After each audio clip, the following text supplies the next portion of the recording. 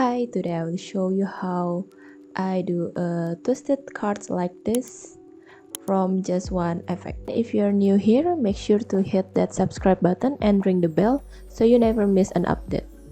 Let's say I have these two cards, the yellow ones and the black ones, and we're gonna animate one of this.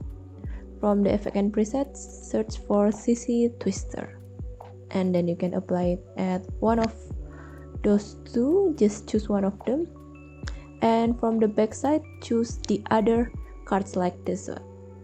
I choose the S1, S2 as my back side, and this is how you're gonna animate it. Just change the completion from 0 into its maximum 100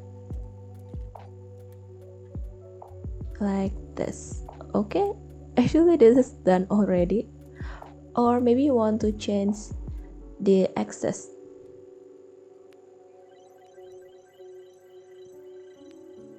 Let's say I change the axis into 0 from 120, and there you go.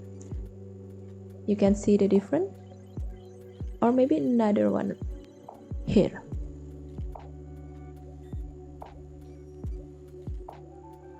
Feel free to adjust whatever you want or whatever you need. And this is it.